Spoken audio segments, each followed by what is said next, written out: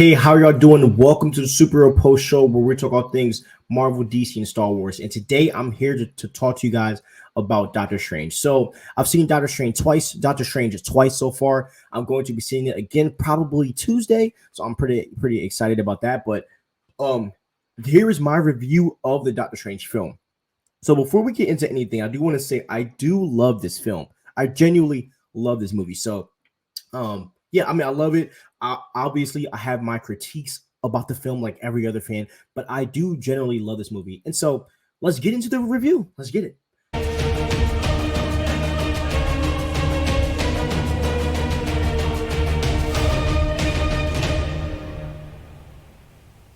All right. So for the intro of this, right? So the main characters obviously is Doctor Strange, Wanda, America Chavez, Wong, Christine Palmer, Professor X, and Mordo. Those are kind of the most noticeable characters that were already talked about, and it was already like official that these people were going to be in the film. Before we obviously saw all of the characters. And I do want to say this is a spoiler review. So if you have not seen it yet and you don't want to be spoiled, just leave this video right now. So the summary of this film is that Wanda wants to travel to another multiverse to be with her children. So in WandaVision, we obviously saw that she created a reality where her and Vision had kids, and obviously in the 616, right, in the MCU, those kids aren't real, but in other multiverses they are real. And so she wants to, as I said, go to the multiverse to be with her children, but to do that, she needs the power of a new character that we've never seen in the MCU, and her name is America Chavez. America Chavez, she has the power to travel multiverses. She says she's been to like 72 so far. And in this story, we travel with Doctor Strange and America Chavez into new universes, and we meet some new characters along the way. Okay, so now let's get into what I like. Okay, so three things that I really like about this movie, and I'm probably gonna talk about more, is that I really like the pace of this film. It's like we went right into it, and there was no type of slow burn. All of the information in this movie meant something, and there was no pointless dialogue. You see, one of my biggest pet peeves with Spider-Man No Way Home, excuse me, and I'm using that as an example as like the last Marvel film that I saw like in the MCU with this multiversal thing. It's just that it felt like there was a lot of pointless dialogue, and the first half for me was slow, obviously, until Toby and Andrew came. With this film, there was no point of like where we're like, oh my gosh, this means nothing to the story. No, every single sentence meant something, and the pacing was never too slow or never too fast. It was just right for the exact scene. And with Marvel MCU films, when you have these big action-packed films, pacing can sometimes be a problem. And lately we've saw that with Spider-Man No Way Home, with the Black Widow film, and even in the WandaVision show, there was a little bit of pacing issues, but in this film, there was no pacing issues to me. At least to me, I felt like there were no pacing issues. The second thing that I really liked about this film is that this movie does not live and die on cameos.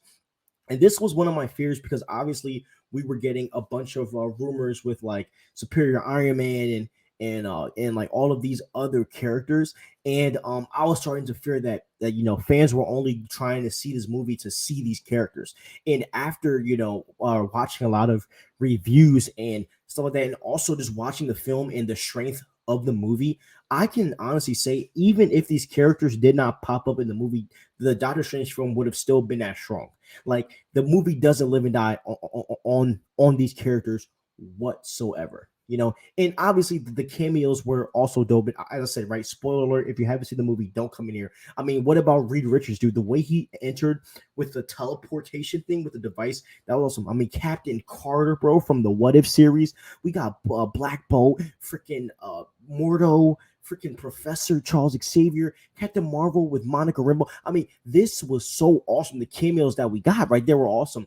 But they also died as fast as they came in. I think the fact that they died so quickly has a lot to do with why, as I said, this film doesn't live and die on cameos. Like they were kind of here and there like that. It was super quick the way it happened, which was actually really good for the film. And as I said, Reed Richards, this man, John Krasinski, is legendary. And this also means that if he's Reed Richards in this universe, in the 616, John Krasinski is Reed Richards, and I'm really excited about that. So now, this movie also sets up a lot too, y'all. Like, this movie for me is like what Age of Ultron should have been. So, if you guys don't remember, Age of Ultron was a film that set up a lot of, I mean, there was a Wakanda name drop leading up to Black Panther. And, there's a bunch of other stuff that was just going on, like, in the filming. And this even gave us, this even led us into Civil War, like the Age of Ultron film was setting up so much. I mean, even Age of Ultron, to be honest, y'all, it even led us all the way to the Hawkeye show, because we got introduced to Clint Barton's family in Avengers Age of Ultron. That movie set up so much. And just like that, Doctor Strange has set up so much. I mean, alone, guys, this film has set up the next 10 to 20 years of the Marvel Cinematic Multiverse / universe. Think about this, with the Fantastic Four, with the Mutants, a What If Season 2, a Scarlet Witch solo film, the Young Avengers, those things alone could give us 20 years of content. 20 years of content. And with these, and the thing that I hope that people understand, I hope that a lot of fans aren't angry that we did not get all of these, like, that we did not get to see more of the Fantastic Four and all this stuff, because look, guys, the drop of this is Marvel sending us a message. They're like, yo, we dropped this in for you because y'all need to get ready, because we're going to go crazy. I'm telling you, that is like, that means something. You know what I mean? So we got to really hold on to that. And, when I rewatch Age of Ultron, I see so much stuff that they just have brought up. I mean, think about this. Even Vision saving Wanda was the start of this whole relationship that we got. You know what I mean? Leading into Infinity War, leading into the WandaVision, leading into Doctor Strange, the Multiverse of Madness. I mean, the stuff that happened in Age of Ultron is still having effects on the MCU to this day. And Doctor Strange for me did a lot of stuff like that. Now we're going to get into some of the stuff that I did not like. Okay, so and as I said, I overall love this movie, hands down. But obviously, there are some pet peeves that I have that I think could have been done better. So let's talk about it. So this might have been one of the only MCU films, other than Infinity War and Age of Ultron. Infinity War and Avengers Endgame, that I did not want to be 2 hours and 6 minutes long. I really believe that this movie could have easily been longer, and there was so much going on. I caught it. You know what I mean? Like, I caught it in the first watch, but I'm like a mega fan, and I just feel like, maybe an average fan watching this film, this could have been a little bit of overload. It could have been too much information mashed in one, and maybe that's what they're going for. Like, they want fans to be able to watch this twice and be like, yo, maybe I should watch it again. And I also forgot to put as a positive that this is one of the most rewatchable films that I've ever watched. This is coming from a guy who's seen Avengers Endgame in theaters 30 times. This is a very rewatchable film. But anyways, so I really believe this movie could have been easily longer. And, there was obviously, I was reading that the original cut that Sam Raimi had was 2 hours and 40 minutes. And I could only think that what was cut was probably the superior Iron Man with Tom Cruise. I even believe that, Tobey Maguire and Wolverine and other characters, and I'm not talking about Hugh Jackman Wolverine. I'm thinking the same way John Krasinski was introduced as Mr. Fantastic, the same way we would have got newer characters introduced as well. And I believe that Kevin Feige maybe had pulled the plug on that. If you guys don't know what Marvel Studio does is, and this is why so many leaks come out, is because they screen the movie multiple times to make sure that every end of the film is like pitch perfect, so that's why so many leaks come out all of the time. But then when we see the film, we might see a little bit of it, but it's switched up, because they are screening it so much. But I do really believe that with a movie, as I said, as dense as this, you really want to be a little more intentional and explain more. So I think it would have been a little bit more effective with a longer film time, I also think another thing that I don't like, another thing that I wasn't the biggest fan of, is that the scores felt so iffy to me. Obviously we have the original Doctor Strange score, which I really enjoy, and I really love that score.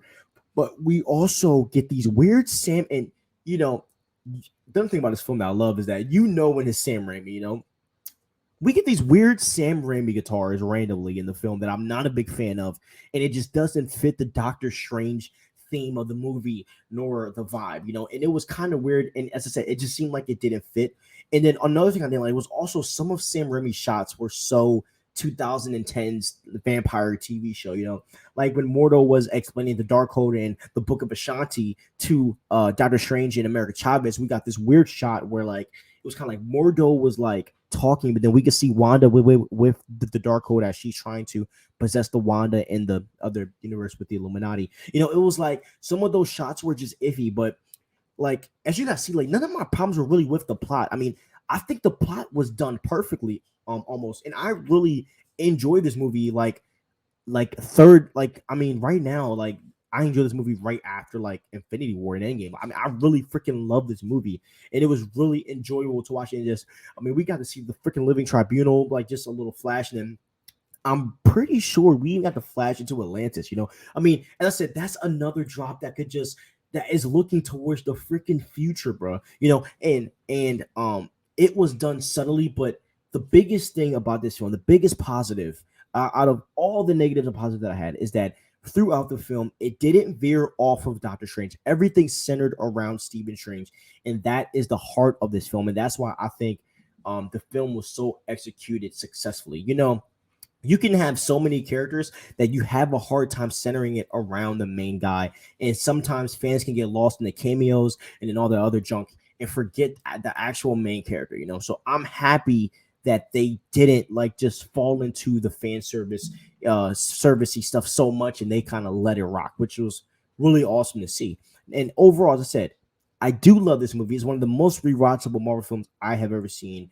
And what this movie is going to set up is legendary. So guys, thank you so much for watching and listening. Please comment below what you guys think about the Doctor Strange film. Do you think it's cool? Do you think it's dope? How did you like it? If you're going to rank it out of 10, give me a rank.